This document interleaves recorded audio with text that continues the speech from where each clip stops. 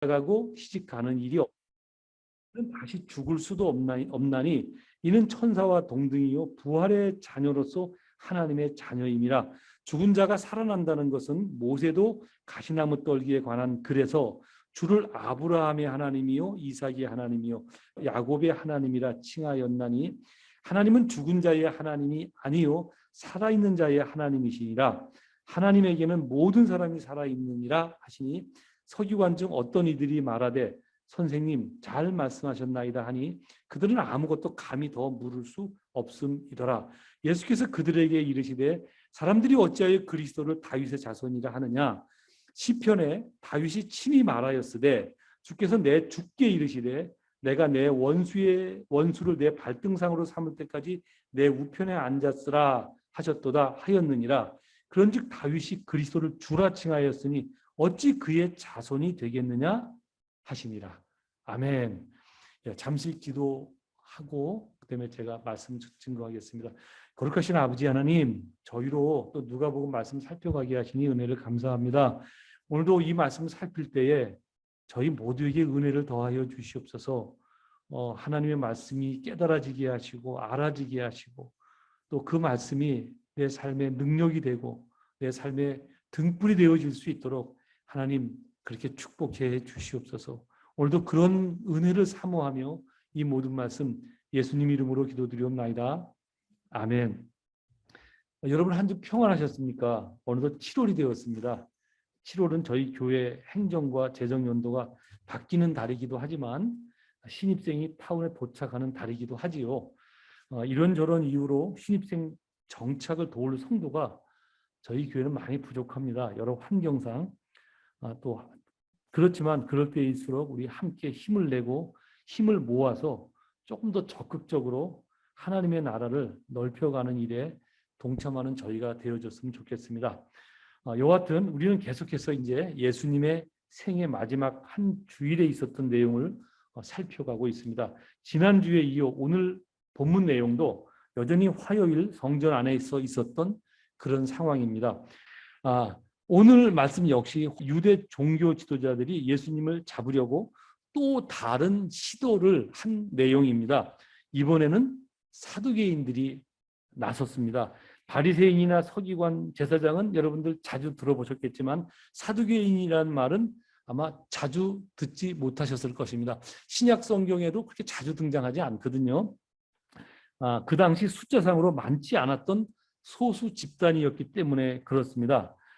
그런데 이들이 소수 집단이지만 그 당시 유대 종교 지도자들 중에 한 무리였습니다. 이 사두개인은 솔로몬 왕 때 대제사장이었던 사독이라는 사람의 후손들입니다. 사독 제사장은 솔로몬 때 제사장이 된 것이 아니라 솔로몬의 아버지 다윗 때 대제사장이 됐어요. 근데 실제적으로 이 사람이 그 대제사장 직분을 이용해서 유대 땅의 권력을 갖게 되는 시기가 언젠가 하면 솔로몬 왕 때예요. 솔로몬 왕이 아버지 다윗으로부터 왕을 물려받을 때 그 솔로몬의 머리에 기름을 붓고 그 왕이 되는 의식을 행했던 사람이 사독이라는 사람이거든요. 그러니까 그 당시 제일 잘 나가는 왕을 자기가 기름을 부어 자기 손으로 자기가 뽑은 건 아니지만 왕을 세웠기 때문에 그때부터 사독은 늘 권력 안에 머물렀습니다. 권력 안에. 그게 이스라엘 역사 속에 등장을 하거든요. 사독만 그렇게 한 것이 아니라 권력의 맛을 한번 본 이 대제사장은 계속해서 대를 물려가면서 그런 일들을 가족 패밀리의 사업으로 물려받아서 그 사독 일가는 유대 땅의 귀족이었고 지식인 그룹이었고 그랬던 사람들입니다. 그 사람들의 자손을 일컬어 예수님 당시에 사두개인들이다 이렇게 말했습니다. 이들은 조금 전에도 말씀드렸듯이 예수님 당시에 유대 사회의 최고 지식인 그룹이었고 이들의 생각은 지식인답게 매우 이성적이었고 현실적이었습니다. 사람들이 많이 배우면 그렇게 되거든요. 예수님 당시도 마찬가지고 지금도 마찬가지고 여러분들의 전공은 다 각자 다르지만 여러분들이 훈련받는 방법은 뭐냐면 논리력을 키워주는 거라고요. 근데 학문은 다 그런 거예요. 학문은. 그래서 배운 사람들일수록 논리적인 경우가 많죠. 그죠? 대부분이 그렇잖아요. 그래서 예수님 당시에 유대사의 최고 지식 그룹이 사두개인들이고 이들은 매우 이성적이고 현실적이었습니다. 굉장히 그 뭐랄까 좀 몽환적인 어떤 이런 오늘날로 말하면 어떤 종교적인 어떤 그 논리적이지 않은 종교적인 어떤 행태의 삶들이 있잖아요, 그죠?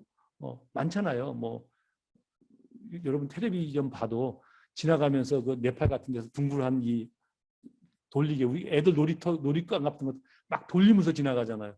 왜 그러냐 그러면 그걸 돌리면 그 안에 있는 그 불경의 이야기가 곧 자기의 기도가 된다는 의미가 있거든요. 자기들이 만든 거예요. 이게 비논리적이고 비이성적이잖아요. 근데 이게 종교에서 그것이 먹혀 들어가거든요.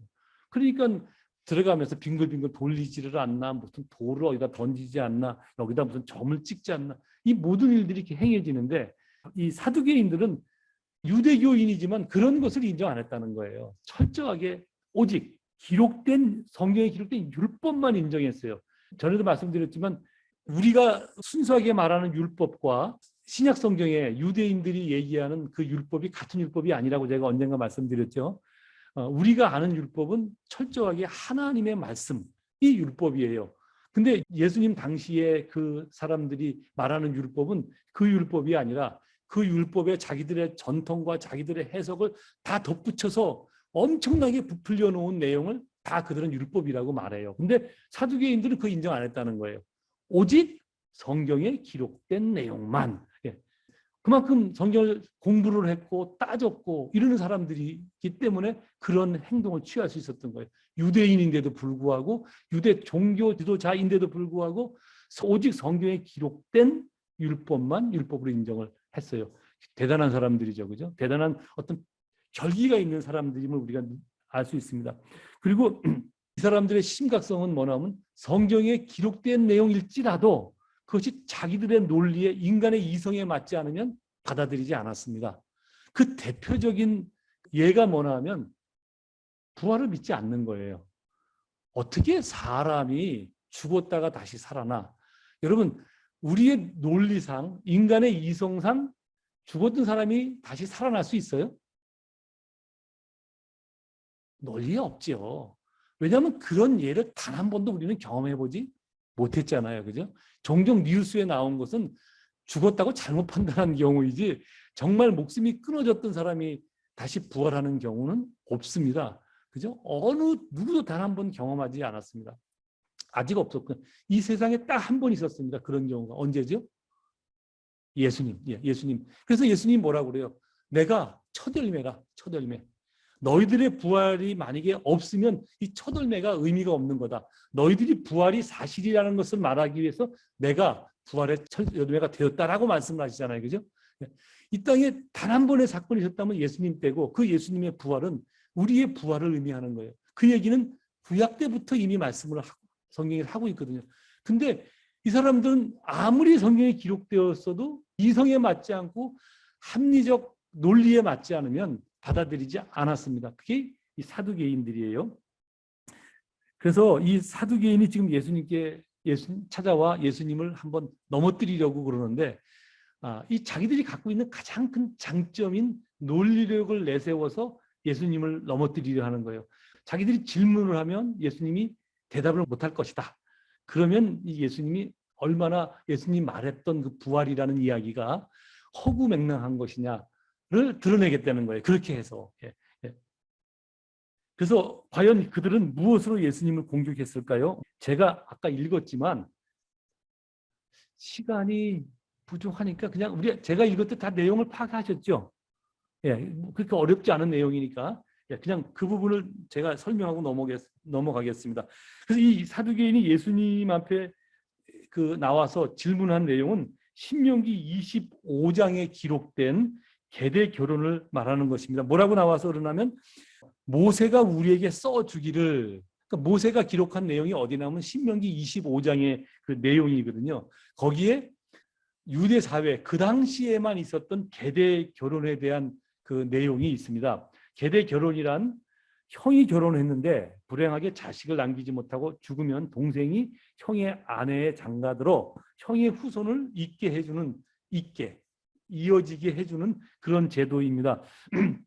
당시에 이 제도가 필요했던 이유는 모세 때는 이스라엘 백성이 막 애굽에서 종살이하다가 나왔을 때이잖아요. 그죠? 나와갖고 아직 가나안 땅에 들어가지도 못할 때이잖아요. 그래서 그때 그 인구가 충분했을까요? 안 했을까요? 충분하지 못했죠. 예. 이스라엘 백성이 계속 커져야 되는 그런 시기이기 때문에 또 이건 좀 신학적인 얘기인데요. 엄밀히 말하면 그 후손에서 예수가 오셔야 되기 때문이에요. 엄밀히 말하면 제가 거기까지 설명을 드리면 여러분이 너무 혼돈스러울까 봐 그 부분을 빼고 그래서 여러분 그 계대 결혼에 의해서 예수가 오신다는 거 아시죠? 그죠? 예, 계대 결혼에 의해서 그 예수가 오시잖아요. 그러니까 결국 예수가 오셔야 되기 때문에 그런 어떤 그 시대의 그 풍습까지도 하나님께서 이미 다 만들어 놓으신 거였어요, 사실은. 예. 근데 어쨌든 그냥 현실적으로 볼 때 하나님께서 그 제도를 허락하신 이유는 모세 때는 이스라엘 백성이 애굽에서 종살이에서 나와 한 나라를 형성하기에 숫자가 그리 많지 않았기 때문입니다. 그러나 신약 성경에는 이 계대 결혼이 전혀 언급되지 않는 것으로 보아 예수님 당시 유대 사회에서는 이미 사라졌거나 괜찮잖아요. 이미 예수가 오셨고 그 이스라엘 사람 숫자도 작고 그랬으니까 어쨌든 그래서 유대 사회에서는 이미 사라졌거나 거의 통용되지 않는 제도로 보고 있습니다. 한 번도 언급되지 않거든요. 그죠? 그러니까 이미 없어진 제도로 보고 있습니다. 그런데 이 사두개인이 그 계대 결혼을 근거로 예수님께 질문을 하는 것입니다. 예수님이 말씀하는 부활이 얼마나 비이성적인가를 드러내 보려고 시도하는 거죠. 이들은 예수님이 자신들의 질문에 답할 수 없도록 자신들의 논리력을 최대한 발휘하여 성경에 기록된 계대 결혼을 부풀렸습니다. 성경에는 형제라고 나와 있는데 여기서는 7형제까지 부풀렸잖아요. 그런 경우가 있을 수 있을까요? 없지요. 그런 경우가 어디 있겠어요. 예. 그래서 어쨌든 7형제가 있었는데 형이 자식을 보지 못하고 죽자 둘째가 형수를 아내로 삼습니다. 그런데 둘째도 자식을 보지 못하고 죽자 셋째가 형수를 취했다는 이야기입니다. 그리고 똑같은 일이 반복돼 마지막 7째까지 결국 자식을 보지 못하고 다 죽고 형수도 죽었다는 말입니다. 이럴 때 예수님의 말씀대로 만약에 부활을 한다면 7형제와 형수가 부활해서 만나지 않겠느냐. 그럴 때 그러면 이 여자는 누구의 아내가 되겠느냐는 질문입니다. 누구의 아내가 될까요, 여러분? 답해 보실 분 있으면. 참 곤란해요, 그죠? 누구의 아내가 되겠느냐고, 누구의 아내가. 이들이 현실에서 있을 수 없는 상황을 가정해서 이렇게 질문하는 이유는 자신들이 가진 최고의 지성과 논리로도 그 답을 찾을 수 없었기 때문입니다. 그러므로 많이 생각했다 질문한 거잖아요, 그죠? 많이 생각해보고 추려서 이 질문이라면 예수님이 답을 못하실 것이다 라고 생각을 했기 때문에 그 질문을 한 것입니다. 그래서 이들은 평소에 부활은 허구다 라고 생각을 했던 것입니다. 이들은 자신들의 이 질문에 예수님도 대답할 수 없을 것이라 확신했습니다. 과연 예수님은 그 곤란한 질문에 뭐라 말씀하셨을까요? 예수님의 대답은 의외로 아주 간단했습니다. 이걸 한번 살펴보죠. 34절에서 36절까지를 보겠습니다. 34절 제가 읽을 테니까 여러분들은 눈으로 그냥 따라만 읽어주세요. 34절 예수께서 이르시되 이 세상의 자녀들은 장가도 가고 시집도 가되 저 세상과 및 죽은 자 가운데서 부활함을 얻기에 합당히 여김을 받은 자들은 즉 부활한 사람은 장가가고 시집가는 일이 없으며 그들은 다시 죽을 수도 없나니 이는 천사와 동등이요 부활의 자녀로서 하나님의 자녀임이라. 이런 말씀을 하세요. 한마디로 요약하면 이 세상과 부활 후의 세상이 전혀 다르다는 말씀입니다. 즉 부활은 완전 새로운 부활체를 입어서 부활에 이르는 거예요. 그죠? 우리의 어떤 사실 그래서 그때는 몰라요. 한 번도 경험한 사람이 없잖아요. 이 지구상에. 그지? 예수님 외에는 아무도 없잖아요. 예수님도 부활하신 이후에는 사람의 육체를 입고 사람이 만질 수 있었지만 그 육체를 갖고 문을 그냥 통과해서 들어가고 막 그러셨거든요. 우리가 그걸 어떻게 이해를 하느냐고요. 그죠? 그래서 예수님의 말씀이 그거예요. 부활을 하면 완전히 새로운 부활체를 입는 것이기 때문에 이 세상의 어떤 관계와 같지 않다는 말씀을 하는 거예요. 그러므로 현재 세상의 인적 관계가 부활 후에 똑같이 적용되는 것이 아니다라는 말씀을 하는 거예요. 그리고 마태복음에 보면 예수님께서 이런 말씀도 하셨어요. 너희가 성경도 하나님의 능력도 알지 못하기 때문에 오해한 것이다. 그죠? 자기들은, 사두개인은 가장 똑똑한 자기들의 이성을 믿고 자기들의 논리로 예수님을 공격했지만, 예수님의 말씀은 야, 그것은 네가 똑똑한 거 예수님도 알겠죠. 그죠? 그러나 너희가 성경도 하나님의 능력도 모르기 때문에 그렇게 생각하는 것이다. 그렇게 말씀을 하신다고요. 여러분, 그렇습니다. 사람이 성경을 모르고 하나님의 능력도 모르면 오직 자기가 경험한 세상과 눈에 보이는 세상의 지혜와 지식이 그 사람이 알 수 있는 지혜와 지식의 전부일 수밖에 없습니다. 맞나요? 안 맞나요? 동의하시나요, 여러분? 하나님을 모르고 성경을 모르면 모르는 사람들은 그 자기가 경험한 세상과 눈에 보이는 세상이 전부이기 때문에 이 세상이 갖고 있는 지혜와 지식이 모든 지식의 전부라고 생각하는 것입니다. 그게 다르니까요. 물론 요즘의 과학자들은 눈에 보이지 않는 어떤 것들을 캐내기 위해서 엄청난 노력을 제가 하고 있는 줄 알아요. 근데 여러분 그거 아세요? 과학은 있는 것을 발견하는 것이 없는 것을 만들어내지는 않아요. 그죠? 그렇지 않아요, 여러분? 다 과학하시는 분이라 알 수 있잖아요. 있는 것을 만들어내고 발견해내는 것이잖아요. 근데 하나님의 나라는 우리가 알 수 없는 것에 대한, 또 우리가 경험해보지 못한 것들을 하나님께서 말씀하시고 하나님께서 우리를 위해서 베푸시거든요. 그죠? 하나님 안에서는 우리가 그것을 깨달을 수가 있어요. 그래서 예수님도 지금 이 말씀을 하시는 거예요. 너희가 성경도 하나님의 능력도 알지 못하기 때문에 그런 오해를 하는 거다. 무엇? 부활에 대한 오해. 부활을 인간의 이성으로 과학적 논리로 밝혀낼 수 있어요? 없어요. 근데 하나님의 나라는 있거든요. 그게 실제하고 존재하거든요. 했잖아요. 예수님 부활하셨잖아요. 예수님 부활한 거 어떻게 믿어요, 목사님? 예, 맞아요. 근데 믿을 수 있는 근거가 있어요. 여러분, 논리 좋아하니까 논리로 제가 설명을 해볼게요. 맞아. 예수님이 부활했다는 걸 어떻게 믿어? 이런 생각을 갖고 가실까 봐 제가 얼른 설명을 드리겠습니다. 여러분, 예수님이 부활하지 않으셨다면 예수님의 제자들이 목숨을 내놓을 수 있었을까요? 예수님의 제자들이 십자가에 달릴 때 제자들은 다 도망갔던 사람이에요. 그 도망갔던 사람이 확 변한 시기가 있어요. 언제인 줄 아세요? 부활하신 예수를 만나고 나서. 그들이 예루살렘에서 막 핍박이 시작되니까 보세요. 예수님을 죽였는데 예수님을 따르는 사람들 죽이는 건 일도 아니잖아요. 유대인들의 입장에서. 그냥 다 도망갔어요.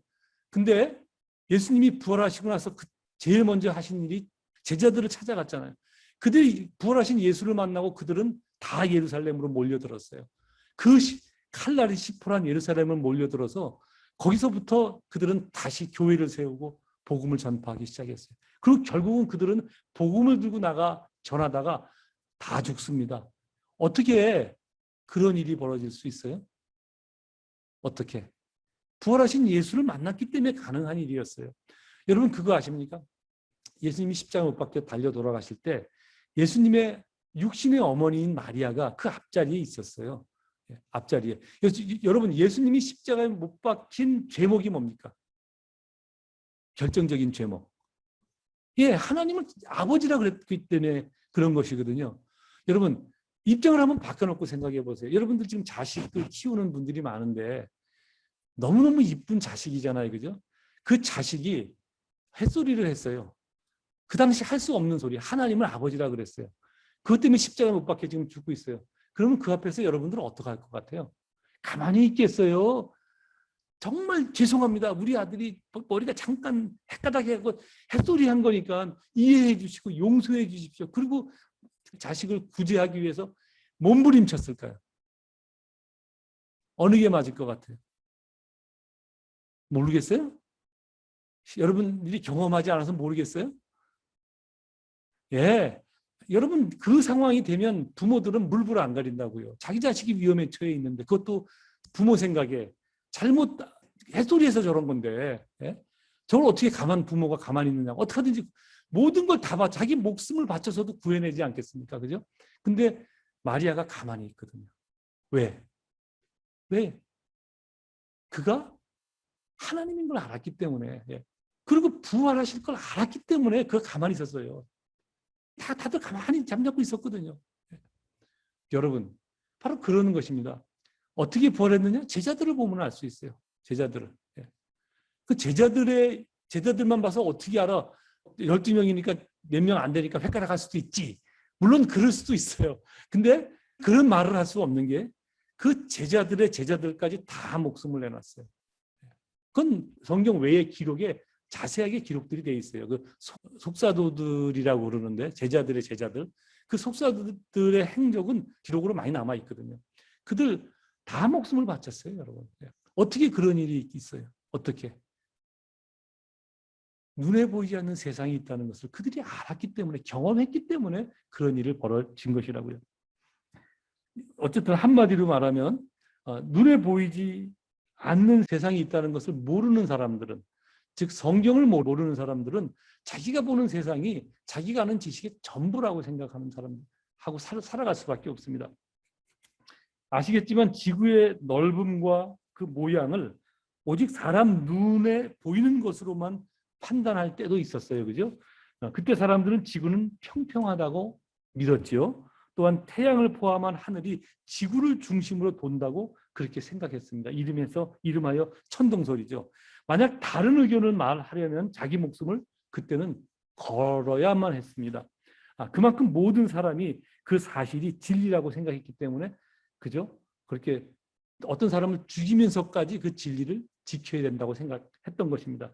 지금 생각하면 참으로 어처구니 없는 생각이고 완전 무식한 판단이지만, 오직 자기 경험과 눈으로만 세상을 판단할 수밖에 없을 때는 그것이 진리라고 그렇게 믿을 수밖에 없기 때문에 그런 행동이 나오는 것입니다.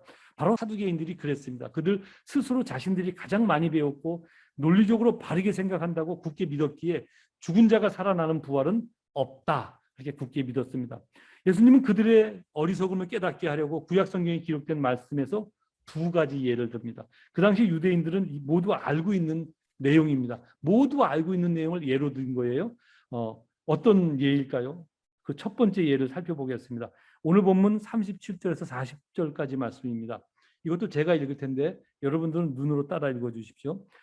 37절, 죽은 자가 살아난다는 것은 모세도 가시나무 떨기에 관한 글에서 주를 아브라함의 하나님이요 이삭의 하나님이요 야곱의 하나님이시라 칭하였나니, 하나님은 죽은 자의 하나님이 아니요 살아있는 자의 하나님이시라. 하나님에게는 모든 사람이 살았느니라 하시니, 서기관 중 어떤 이들이 말하되 선생님 잘 말씀하셨나이다 하니 그들은 아무것도 감히 더 물을 수 없음이더라. 모세의 가시나무 떨기에 관한 글이란 출애굽기 3장에 기록된 내용을 이제 말하는 건데요. 하나님께서 모세를 부르실 때 모세에게 당신이 누구인지를 알리는 내용입니다. 아시겠지만 모세가 그 애굽 사람 죽이고 미디안 광야에 가서 40년 동안 숨어 살잖아요. 그래서 80세가 됐을 때 하나님께서 떨기나무 불꽃 아래서 모세를 찾습니다. 그때 뭐라고 당신이 모세한테 그 자신을 소개하나 하면, 나는 아브라함의 하나님이요 이삭의 하나님이요 야곱의 하나님이라. 사실 어찌 보면 별 문제가 없어 보여요. 누구에게도 하나님은 하나님이니까, 그죠? 그렇죠? 그런데 예수님께서 이 말씀을 하시는 의도를 이해하려면 오늘날 상황으로 조금 바꿔보면 이게 조금 다르게 들려질 수 있어요. 예를 들어 이미 돌아가셨지만 제 아버지도 하나님을 아버지라고 불렀거든요. 저도 하나님을 아버지라 부르고 있고 제 아들도 여기 있지만 하나님을 아버지라 불러요. 이해가 되시죠? 아니 이런 꼬인 족보가 어디 있어요, 그죠? 이런 꼬인 족보가 어디 있냐고요. 예. 지금 예수님이 그 말씀을 하시는 거예요. 예. 그 말씀을 하시는 거예요.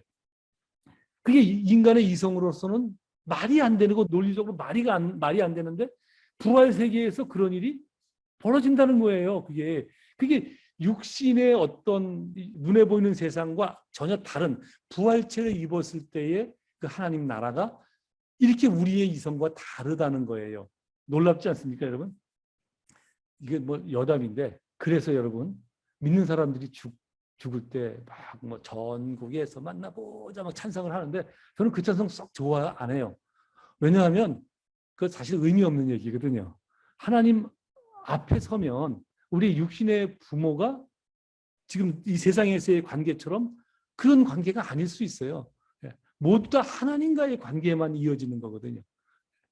이게 그다지 그렇게 살아있는 동안, 왜 살아있는 동안 우리한테 왜 육신의 아버지라고 주셨냐? 가정을 주신 이유가 간단하거든요. 하나님의 사랑이 무엇인지를 깨닫게 하려고 우리한테 가정이라는 제도를 허락하시는 거예요. 그래서 그 가정이라는 제도를 통해서 하나님의 사랑을 말하고, 바울이 뭐라고 그래요? 열심히 부부관계를 설명하면서 이 비밀이 크도다. 내가 그리스도와 교회의 관계를 말하느니라. 이렇게 말씀하잖아요. 그죠? 예, 이 가정을 주시는 이유가 그런 거거든요. 그 제도 안에서 충실하게, 감사하게, 기쁘게 사랑하며 살다 가면 되는 거예요. 예. 그 이후의 세상은 모르는 거예요. 하나님과의 관계만.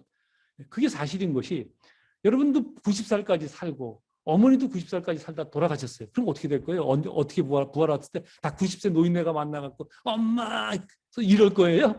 그 말이 안 되는 거잖아요. 그죠? 몇 살 때 몸으로 부활할지도 우리는 몰라요. 네, 그죠? 장애가 가진 사람이 죽었어요. 그럼 장애를 갖고 또 다시 부활합니까? 그래서 장애인들은 뭐라고 말하는 줄 아세요? 만약에 이 몸 그대로 부활한다면 난 부활하지 않겠어라고 말을 한다고요. 얼마나 힘들게 살면은. 네. 그런 부활이라면 저도 제가 볼 때 반갑지 않을 것 같아요.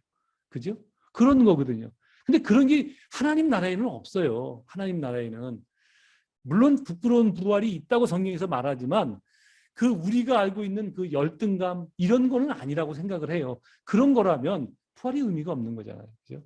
그러니까 우리는 모르는 거예요. 성경에서 말할 땐 다 하나님과의 관계에서 다 화목하고 감사하고 슬픔이 없고 이별이 없고 그런 세상이 하나님과 그 나라에서 이어진다라고 성경이 말해요. 그러니까 성경이 말하는 데까지만 우리가 이해하면 돼요.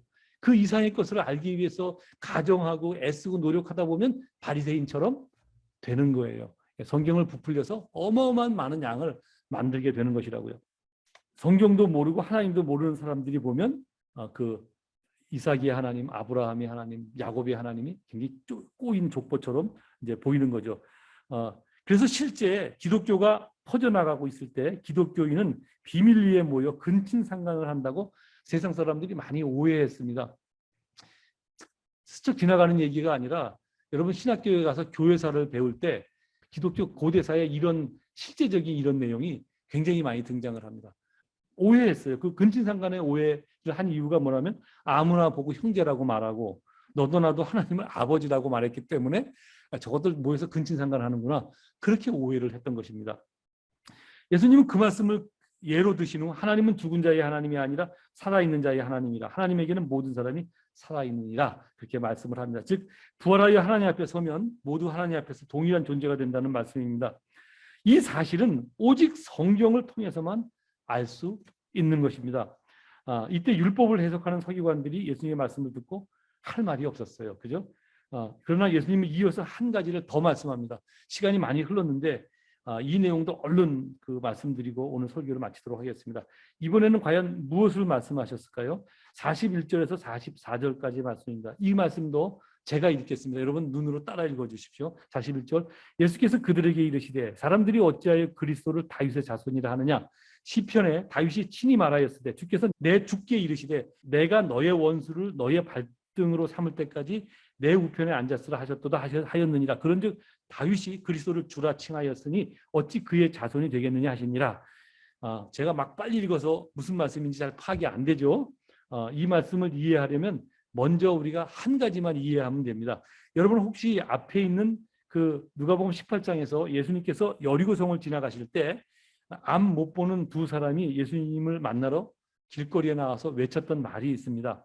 다윗의 자손이요 나를 불쌍히 여기소서 하던 말 기억나시죠? 그때 다윗의 자손이라는 표현은 엄청난 것이다 라고 말씀을 제가 드렸잖아요.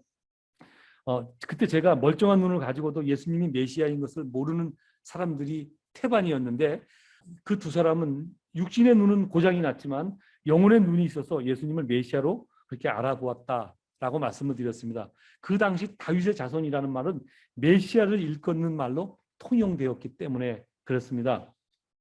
구약성경 사무엘서 7장에 보면 메시아가 다윗의 자손으로 날 것이다 라는 예언이 있는데 그 말씀을 이스라엘 사람들이 계속 늘 읽어왔기 때문에 다윗의 자손이라는 말을 함부로 말을 못했던 거예요.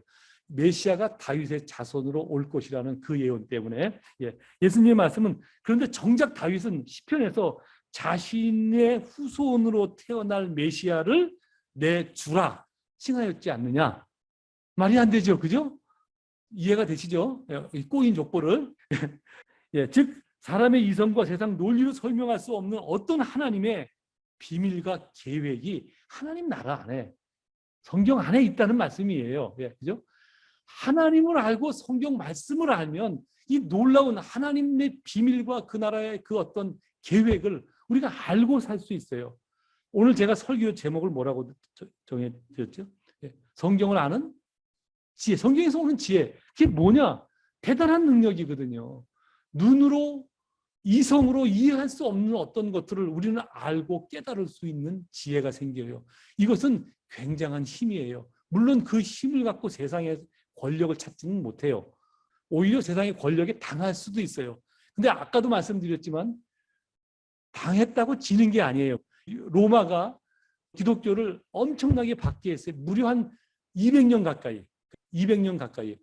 공인이 313년에 되지만 핍박이 없어질 때가 220년 정도 지났을 때부터 없어지거든요. 그때까지는 말할 수 없지로 핍박을 했어요. 근데 그 로마가 자기의 군 권력, 칼과 말을 앞세워서 사람을 죽여가면서 고문을 해가면서 기독교의 복음이 전파되는 것을 막았지만 누가 이겼어요? 결국 복음이 이겼죠. 복음이 결국은 로마를 먹잖아요. 그죠? 먹는다는 표현이 이상하지만 로마를 복음으로 항복시키잖아요. 그죠? 로마가 손을 들었어요. 제가 언젠가 혹시 그거 보여드린 거 기억나나요? 그 지구상에 이슬람 세력과 기독교 세력이 이렇게 확장되는 그 면적을 타임 그래프상으로 이렇게 변하는 거를 제가 언제 보여드렸는데, 이슬람 세력이 막 커지는 것 같아도 조금 있다 보면 기독교가 이렇게 그것을 잠재우고 계속 그 싸움이 일어나지만 결국 기독교의 세력이 좀 더 많이 확장되어져 나가요. 오늘날도 마찬가지예요, 여러분. 이슬람이 많이 퍼지는 것 같지만 이 복음의 확산을 막을 수가 없어요. 지는 것 같지만 지는 게 아니거든요. 그 놀라운 비밀을, 그것을 어떻게 할 수 있느냐? 하나님의 말씀 안에, 그죠? 하나님의 능력 안에 그런 놀라운 비밀이 있다는 것을 우리만 알 수 있는 거예요, 우리만. 네. 저는 그래서 이 말씀을 근거로 예수 믿는 축복을 제가 말씀드리려고 하는 것입니다. 예수 믿는 축복은 성경을 통해서 사람의 이성과 세상 논리로 깨달을 수 없는 진리를 알 수 있고 깨달을 수 있고 경험할 수 있는 것, 그게 예수 믿는 축복입니다. 성경에서 오는 지혜라고요. 어쩌면 여러분 중에는 부활이니 영생이니 혹은 성령의 역사나 하나님의 나라, 하나님의 능력, 하나님의 주권 이런 말을 아주 자연스럽게 받아들이는 분이 아마 많을 것입니다. 그런 분은 바로 그 자체로 이루 말할 수 없는 축복을 받은 사람입니다. 그런 분은 이제 할 일이 있어요. 그 받은 축복을 조금 더 누리고 삶에 적용하고 더 깨닫기 위해서 노력을 하며 살아야 돼요. 그런데 여러분이 힘을 써야 된다고요. 그런 삶을 먼저 경험한 다윗이 이렇게 고백합니다. 오직 여호와의 율법을 즐거워하여 그의 율법을 주야로 묵상하는 도다. 누가? 자기가. 그는 자기를 얘기하는 거예요. 시냇가에 심은 나무가 철을 따라 열매를 맺으며 그 잎사귀가 마르지 아니함 같으니 그가 하는 모든 일이 다 형통하리로다. 그렇게 인생을 살아보니 그렇다는 거예요. 그죠? 여러분 다윗이 알다시피 얼마나 파란만장한 삶을 경험했습니까? 근데 그 파란만장한 삶에 자기가 늘 하나님의 말씀, 그 안에 비밀이 있고 그 안에 능력이 있기 때문에 그 안에 세상에 알 수 없는 지혜가 있으니까 그것을 깨달으려고 노력해보니 자기도 모르게 자기 앞에 삶에서 이 놀라운 모든 일이 형통하였다는 거예요. 이게 하나님이 주시는 하나님 나라 안에 있는 비밀이라고요. 여러분, 하나님께서 모세가 죽자 모세에 이어 여호수아를 이스라엘의 후계자로 세우잖아요. 그때 하나님께서 여호수아에게 이런 권면을 합니다. 이 율법책을 내 입에서 떠나지 말게 하며 주야로 그것을 묵상하여 그 안에 기록된 대로 다 지켜 행하라. 그리하면 내 길이 평탄하게 될 것이라 내가 형통하리로라. 지도자한테 일반적으로 말하라면 야 너가 무기를 어떻게 준비하고 뭐 전략을 어떻게 짜고, 하나님이 이런 말씀 하나도 안 하셨어요. 그것은 인간에게 주어진 그냥 질서 속에서 하면 되는 거예요. 주어진 만큼 하면 되는 거예요. 뭐 총칼이 있으면 있는 대로 하면 되는 거고, 그죠? 어차피 싸움을 해야 되니까. 근데 정말 놓치지 말아야 될 것은 말과 칼과 창이 아니라는 얘기예요. 뭐라요?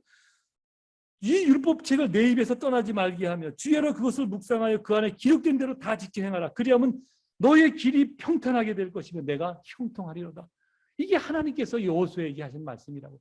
이것이 비밀이고 이것이 하나님 안에 있는 능력이라는 사실을 여러분 기억을 하시고 그 안에 말씀대로 살아가시기를 권면드립니다. 이것이 성경을 아는 사람들만 얻을 수 있는 축복이고 하늘의 지혜입니다. 왜냐하면 눈에 보이지 않는 하나님의 나라가 실제하고 그 나라에서 역사되는 하나님의 도우심, 인도하심, 성령의 온전케 하심이 모두 실제하는 사실이기 때문입니다. 바라기는 저와 여러분 모두가 성경을 통하여 하나님 나라의 비밀과 역사를 삶에서 더욱더 많이 경험하고 누리는 저와 여러분 되어지기를 간절히 소망합니다. 아멘. 기도하겠습니다. 거룩하신 아버지 하나님, 오늘도 말씀을 통해서 하나님의 말씀 안에, 하나님의 능력 안에 우리가 이성으로 깨달을 수 없는 놀라운 비밀과 지혜와 능력이 있다는 사실을 다시 한번 확인했습니다. 아버지 하나님, 이제는 저희가 어리석은 삶에서 벗어나 자기의 능력으로, 자기의 이성만으로 세상을 사는 것이 아니라 하나님의 말씀을 주여로 묵상하며 그 말씀대로 살아가는 저희를 되어지기를 소망합니다. 그래서 하나님이 주시는 능력으로 이 땅을 승리하며 사는 저희를 되어지기를 원합니다. 그러한 믿음을 허락해 주시고 그러한 믿음을 우리 살아생전에 몸으로 경험할 수 있도록 복 내려 주시옵소서. 이 모든 말씀 예수님 이름으로 감사하며 기도드립나이다. 아멘.